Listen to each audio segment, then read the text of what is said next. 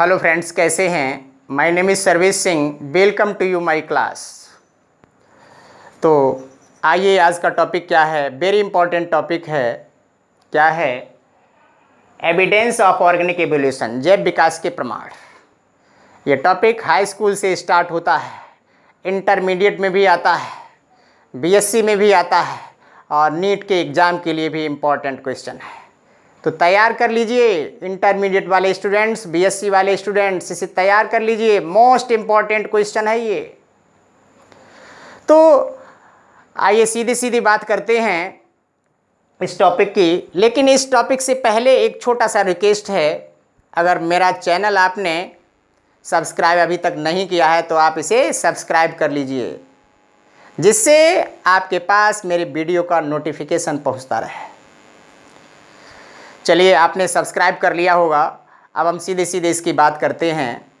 क्या है ये जैव विकास का प्रमाण? मैंने दो पढ़ा भी दिए हैं।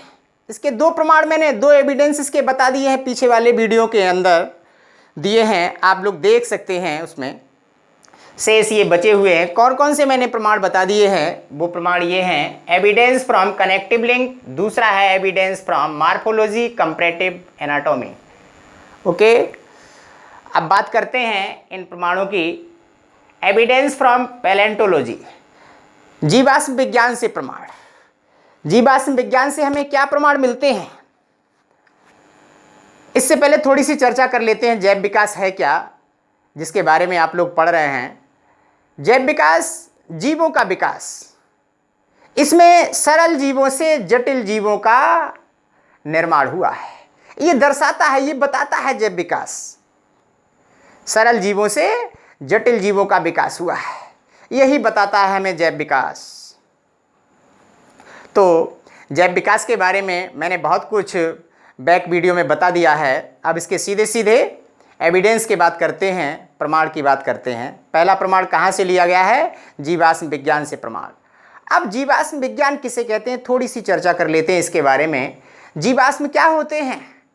लाखों वर्ष पूर्व, करोड़ों वर्ष पूर्व, हजारों वर्ष पूर्व पृथ्वी की चट्टानों के नीचे दबे हुए जीवों के या पौधों के जो अवशेष प्राप्त होते हैं, उन्हें जीवाश्म कहते हैं। उन्हें क्या बोलते हैं? जीवाश्म कहते हैं। पृथ्वी की चट्टानों के नीचे दबे हुए जीवों के जो अवशेष हैं, पेड़ पौधों के जो अवशेष हैं, जो प्राप्त होते हैं, उन्हें जीवाश्म कहते हैं। क्या बोलते हैं? उन्हें जीवाश्म कहते हैं। अब जीवाश्म से क्या साक्ष्य मिलता है, क्या प्रमाण मिलता है? जीवाश्म का जब अध्ययन किया जाता है, जब इसकी स्टडी की जाती है, तो क्या पता चलता है? बहुत सारी संरचनाएं जीवों के अंदर समानता प्रदर्शित करती हैं। जीवाश्मों का अध्ययन करने से, उसके अवशेषों का अध्ययन करने से, जीवों की शारीरिक संरचना का अध्ययन करने से उनके अंदर विशेष संरचनाओं में समानता देखने के लिए मिलती है। तो इससे क्या प्रूफ होता है, क्या मिलता है, क्या पता चलता है? क्या कहना चाहते हैं ये जीवाश्म? ये कहना चाहते हैं कि इन जीवों के जो पूर्वज होंगे वो एक ही होंगे, एक ही पूर्वज के माध्यम से ये जनरेशन प्रोड्यूस हुई होगी। लेकिन कालांतर में धीरे धीरे परिवर्तन होता गया, वैसे ही जीवों की शारीरिक संरचना में भी बदलाव होता चला गया।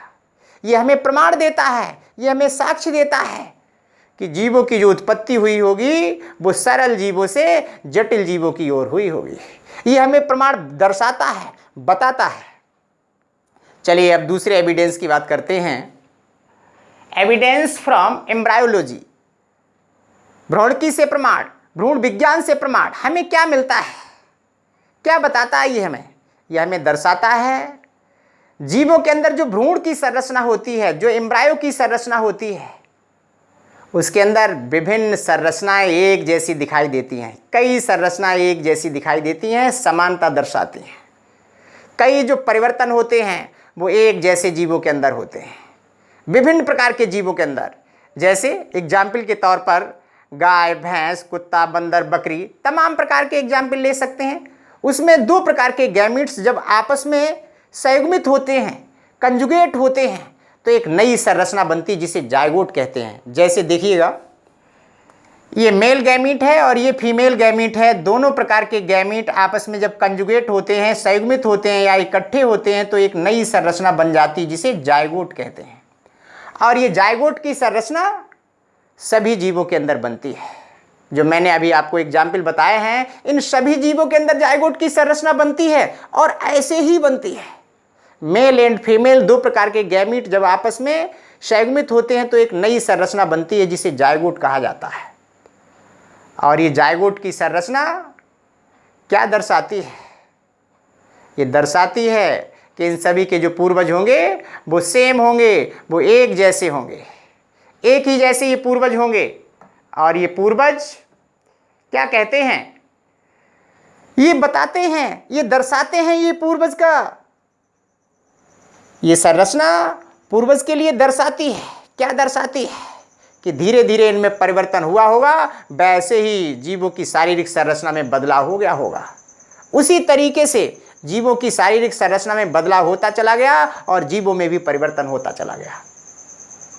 इसके अलावा अगर इसकी गहराई से हम अध्ययन करते हैं तो क्या मिलता है? जायगोट की संरचना के बाद में क्लीवेज की क्रिया आती है, विदलन की क्रिया आती है, परिवर्धन की क्रिया आती है। उस परिवर्धन में हमें क्या मिलता है? क्या देखने के लिए मिलता है? जायगोट के बाद में मारुला की अवस्था आती है, मारुला के बाद में ब्लास्टुला की अवस्था आती है, ब्लास्टुला के बाद में गैस्टुला की अवस्था आती है। ये अवस्थाएं क्या दर्शाती हैं? कि विभिन्न प्रकार के जीवों के अंदर ये एक समानता दर्शाती है। इस एक समानता से क्या सिद्ध होता है, क्या प्रूफ होता है? इन सभी के जो पूर्वज होंगे वो एक ही होंगे, ये दर्शाते हैं। और इससे ही प्रूफ होता है कि सरल जीवों से जटिल जीवों की उत्पत्ति हुई। नेक्स्ट एविडेंस की बात करते हैं अब। Evidence from physiology, biochemistry and serology. Evidence from physiology, शारीरिक संरचना से जब हम देखते हैं इसके क्या प्रमाण मिलते हैं जैव विकास के, तो विभिन्न प्रकार के जीवों की जब शारीरिक संरचना का अध्ययन किया गया तो क्या देखा गया? जीवों के अंदर जो शारीरिक संरचना का निर्माण होता है उसमें अधिकांश मात्रा में 4 तत्व भाग लेते हैं: कार्बन, नाइट्रोजन, हाइड्रोजन और ऑक्सीजन। विभिन्न प्रकार के जीवों के अंदर ये चारों प्रकार के तत्व भाग लेते हैं। और यही तत्व विभिन्न प्रकार के जीवों में और अध्ययन किया गया तो कार्बोहाइड्रेट, प्रोटीन और वसा का भी निर्माण करते हैं। कार्बोहाइड्रेट का निर्माण कौन कौन करता है? कार्बन, हाइड्रोजन और ऑक्सीजन। वसा का निर्माण या लिपिड का निर्माण कौन करता है? कार्बन, हाइड्रोजन और ऑक्सीजन से होता है। और प्रोटीन का जो निर्माण कार्बन, हाइड्रोजन, नाइट्रोजन और ऑक्सीजन से मिलकर के होता है। इस तरीके से हमें साक्ष्य मिलते हैं, प्रमाण मिलते हैं, समानताएं देखने के लिए मिलती हैं। उससे ये प्रूफ होता है इन सभी के पूर्वज होंगे वो एक ही होंगे। वातावरण में परिवर्तन हुआ होगा, वैसे ही जीवों की शारीरिक संरचना में बदलाव होता चला गया और जीवों का विकास होता चला गया। थोड़ी सी आगे और बात करते हैं बायोकेमिस्ट्री एंड सेरोलॉजी। सेरोलॉजी का अध्ययन करते हैं या ब्लड का अध्ययन करते हैं या सीरम का अध्ययन करते हैं या अन्य रासायनिक पदार्थों का अध्ययन करते हैं। बहुत सारी संरचनाएं, बहुत सारे जीवों के अंदर समानता प्रदर्शित होती है। इससे भी यही साक्ष्य मिलते हैं कि इनके पूर्वज एक ही होंगे। अगर हम एंजाइम की बात करते हैं, अगर हम हार्मोन्स की बात करते हैं, तो जो एंजाइम बहुत सारे जीवों के अंदर उनका वर्क सेम होता है, उनका कार्य एक जैसा होता है। जैसे ट्रिप्सिन ले लीजिए, पेप्सिन ले लीजिए, ये एंजाइम क्या करते हैं? प्रोटीन का पाचन करते हैं, प्रोटीन के पाचन के लिए उत्तरदायी होते हैं। विभिन्न प्रकार के जीवों के अंदर कार्बोहाइड्रेट का पाचन करने वाले एंजाइम इमाइलेज होता है, वसा का पाचन करने वाले एंजाइम लाइपेज होता है। ये सभी जब हम एंजाइम का अध्ययन करते हैं तो पता चलता है विभिन्न प्रकार के जीवों के अंदर जो एंजाइम कई जीवों के अंदर काम करते हैं, वैसा ही काम अन्य जीवों के अंदर भी करते हैं। उन्हीं का पाचन अन्य जीवों के अंदर भी करते हैं। इनसे भी प्रमाण मिलता है हमें। इसी तरीके से अगर बात करते हैं हार्मोन्स की, जैसे थायरॉक्सिन हार्मोन्स है, ये विभिन्न प्रकार के जीवों के अंदर एक जैसा कार्य करता है। तो इन तमाम प्रकार की समानताएं जब देखने के लिए मिलती हैं तो इससे प्रूफ होता है तो इन सभी के जो पूर्वज होंगे जीवों के वो एक ही होंगे और एक ही पूर्वज के माध्यम से ये जनरेशन प्रोड्यूस हुई होगी और वातावरण में परिवर्तन होने से जीवों की शारीरिक संरचना में बदलाव आ गया, जिसके माध्यम से सरल जीवों से जटिल जीवों की उत्पत्ति हो गई। अब नेक्स्ट एविडेंस की बात करते हैं। एविडेंस फ्रॉम जेनेटिक्स, आनुवंशिकी से प्रमाण।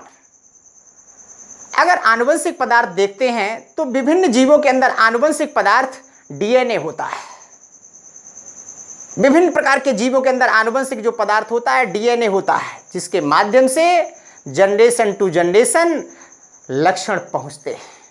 ये लक्षण वंशागत होते हैं। डीएनए के अंदर जो जीन संरचना होती है वो वंशागत लक्षणों को पहुंचाने के लिए उत्तरदायी होती है। ये विभिन्न प्रकार के जीवों के अंदर देखा गया। विभिन्न प्रकार के जीवों के अंदर जब डीएनए की संरचना और आरएनए की संरचना के लिए देखा गया, उनका कार्य एक जैसा देखा गया, तो इससे प्रूफ होता है इन सभी के जो पूर्वज होंगे वो कैसे होंगे, एक ही होंगे।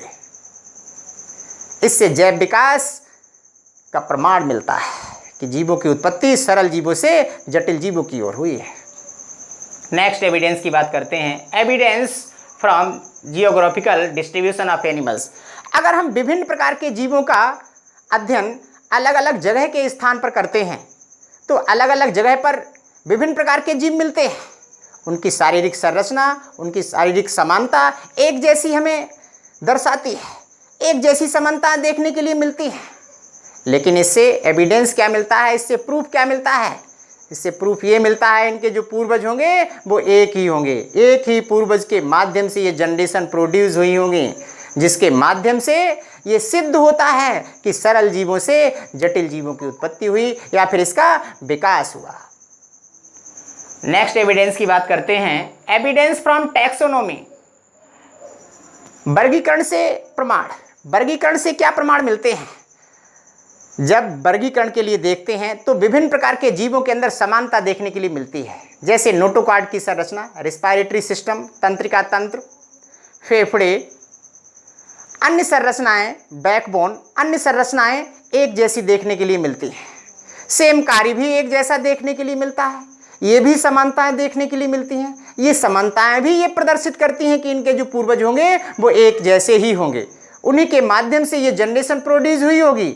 वातावरण में विशेष परिवर्तन हुआ होगा, जिससे जीवों की शारीरिक संरचना में बदलाव होता चला गया। ये प्रमाण मिलता है हमें यहां से टैक्सोनॉमी से।